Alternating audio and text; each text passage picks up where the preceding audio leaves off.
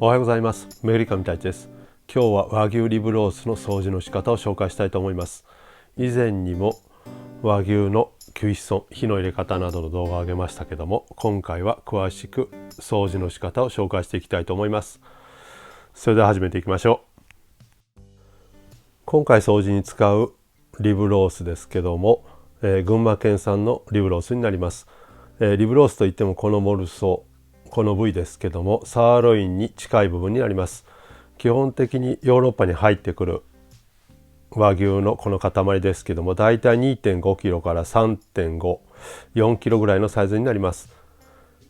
このようにきれいにサシが入っていて非常に美味しそうな和牛です。この今見えている部分、上になっている部分はあばらについている部分で、骨付きカルビの部分になります。その反対側、この脂の部分ですね、これが背中の外側になります。この脂もきれいに外していきます。まず余分な部分を外していきます。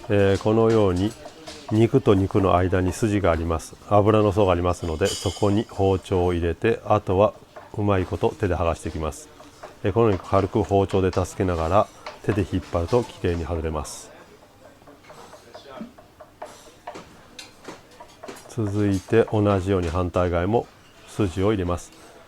ちょうど油の筋の入っている部分に包丁を入れて、あとは包丁を起こして手で引っ張っていくときれいに肉と油の層が外れていきます。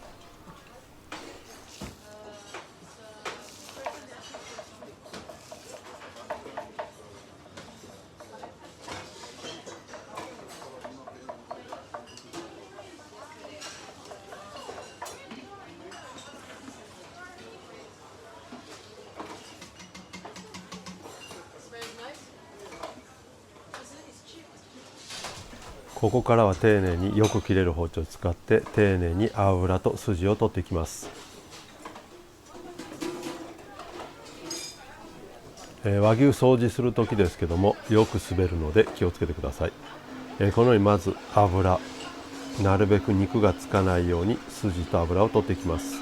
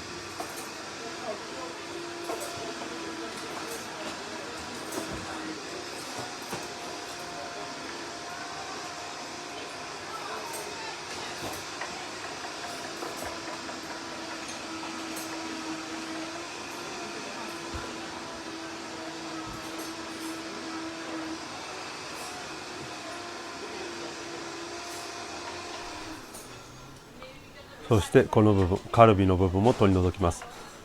今回は完全に芯の部分だけが欲しいので、きれいに周りの筋と余分な部分を取り除きます。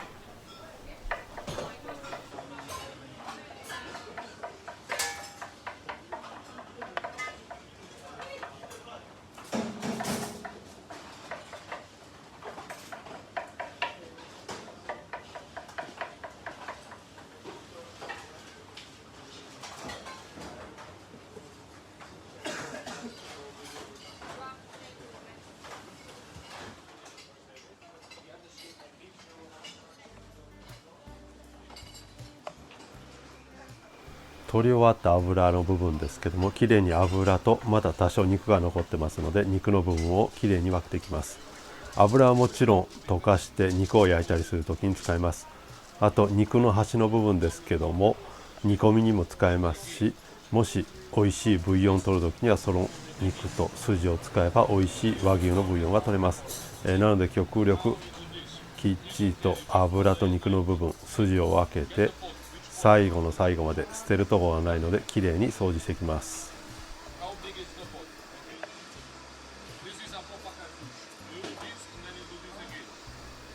この部分なんかも油をある程度取って薄くスライスして牛丼みたいにしても美味しいですし、このまま大きい塊で煮込んでも非常に美味しい部位になります。この部分も薄くスライスしてカリカリに焼けば非常に美味しいチャーハンにも使えますので、全く捨てるところがありません。この油ですけども、溶かして牛脂として炒める時、肉を焼く時に使っても非常に美味しいです。今回のロースの位置ですけども、左上の写真のように白い部分が骨です。骨の上のところについています。骨を挟んで、肋骨を挟んで下の部分、内臓側の方にフィレがついています。基本的に四つ足の動物の骨格は一緒です。なので肉の部位とかも変わりません。ただ大きさが違うだけです。これでリブロース和牛の掃除の仕方を終わります。それではお疲れ様でした。ボナペティ。